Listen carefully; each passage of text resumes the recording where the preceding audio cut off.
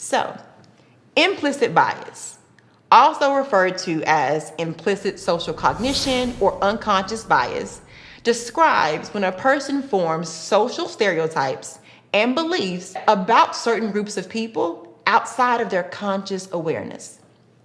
Unconscious bias is the use of filters to make judgments of people and situations. Another way to look at it is our unintended people preferences or aversions, and we all have them.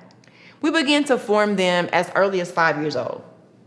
Implicit bias starts primarily on gender and race, but then it expands and grows as we get older. So imagine this story and close your eyes. Like for real, close your eyes. It truly helps the visual imagery, okay? And to help you out, I'm gonna set the screen to black so you don't feel compelled to look at me. So picture it. You walk into a hospital waiting room. You wait in line to check in with the receptionist, who is on another call and seemingly upset. They are a little rude and unprofessional with the person on the phone. They see you waiting and sharply motion with their finger for you to check in at the window.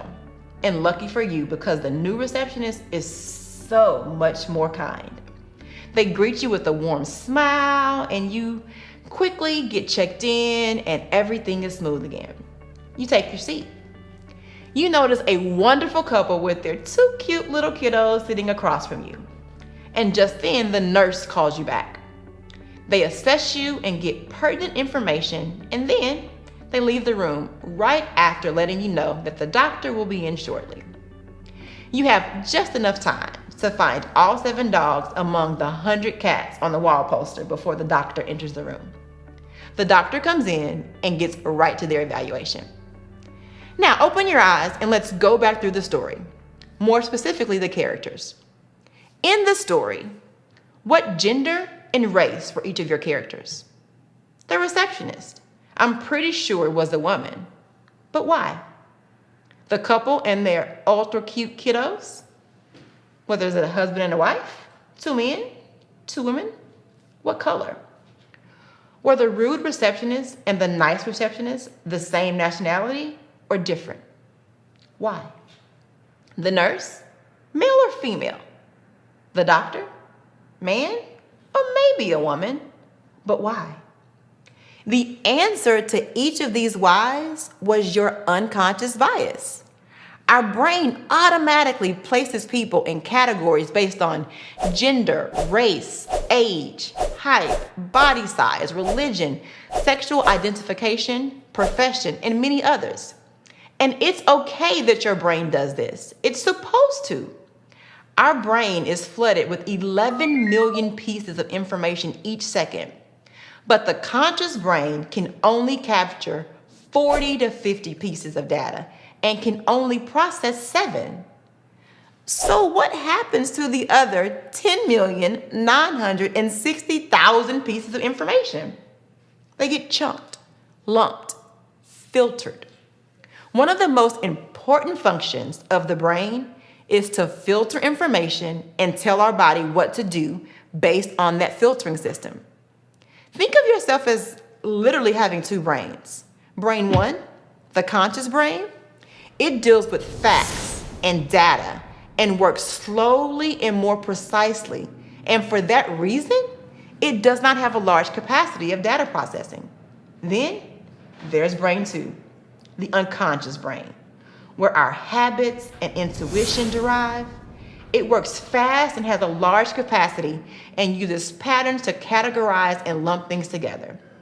It acts as the gatekeeper, only allowing minimal data to make it into our conscious brain.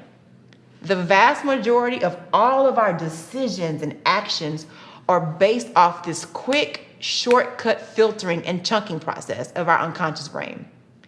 The system is efficient, but not accurate. It's necessary, but not neutral. At its core, it's bias. Having a bias, though, it doesn't make you a bad person. It makes you a person. A human with a functional brain. When you form a bias, your brain is just braining. We can't expect it to do otherwise. And no matter how pure your heart is, how many ministries and committees you serve on, the church or religious organization you belong to, your color, gender, or the amount of informative Netflix documentaries you watch, you, me, we all have bias. Having a bias doesn't challenge your intellect or your character or morals, but the refusal to acknowledge or improve it does. So raise your right hand, yes you, and literally raise your right hand, repeat after me. I am a person with bias. That does not make me a bad person, and I am committed to the work of dismantling these biases. So now that the gloves are off, the defenses are down, and the guards have been lowered, I want you to be comfortable in having a conversation that, if you allow it, can lead to positive change. Deal? Good.